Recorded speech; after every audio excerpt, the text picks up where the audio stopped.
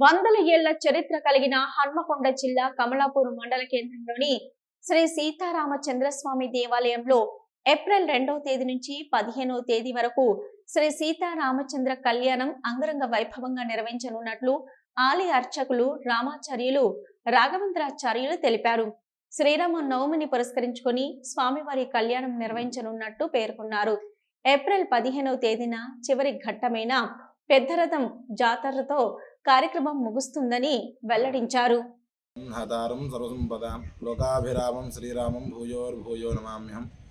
భగవద్బంధువులారా, శ్రీ సీతారామచంద్ర స్వామివారి దేవాలయం గ్రామ మండలం కమలాపురం జిల్లా హన్మకొండలో ఇక్కడ స్వామివారు స్వయం వ్యక్తమూర్తి. స్వామివారి యొక్క బ్రహ్మోత్సవాలు ఈ నెల 2వ తారీఖు నుండి ప్రారంభమై 14వ తారీఖు వరకు కూడా అంగరంగ వైభవంగా జరుగును.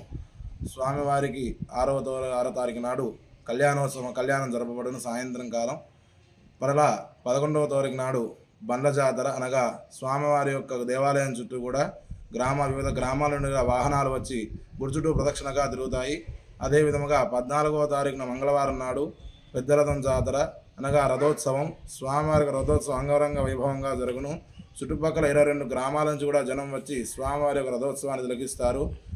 ఇక్కడి స్వామి కొంగు బంగారమై పట్టిందలా నెరవేరుతుందని చెప్పని ఎంతో ప్రఖ్యాతి చెందిన స్వామి. కావున ఇక్కడి భక్తులందరికీ కూడా స్వామి ఎంతో మహిమను కలవాడని నమ్మిక. స్వామివారి ఉత్సవాలు 13 రోజులు కూడా జరుగుతాయి. 13 రోజులు కూడా స్వామి ప్రతిరోజు వివిధ వాహన సేవలు జరుగుతాయి. ప్రతిరోజు ఒక వాహనం మీద స్వామి పురవీధుల్లో గ్రామాల్లో తిరుగుతూ ఉంటాడని తెలియజేయడం జరుగుతున్నది. దేవం ఆధారం సర్వ విఘ్నాయం ఐకృమాస్మహే. భక్తమాసేన శ్రీ సీతారామ దేవాలయంలో మన కమలాపురం వేయించేసిన రామాలయంలోని ఒక కమలాపురం ఊరు ఎట్లా చిన్న గ్రామంలోని ఒక కమలాకరు అని ఊరి కమలాపురం ఊరికి పోయింది. కాబట్టి గడి, రామాలయం, చెరువు మహావాల్మీకి ఇక్కడ స్థాపించినది. ఈ దేవాలయంలో ప్రతి బ్రహ్మోత్సవాల రోజున స్వామివారికి ఊరేగింపు ఒక 9 రోజుల వాహనముల గుర్రం వాహనము, ఏనుగ వాహనము, ఈ రోజున 9 రోజుల వాహనములు తిరగబోను. ఆ రోజున 11 రోజుల బండ్లు, 15 రోజుల పెద్ద జాతర.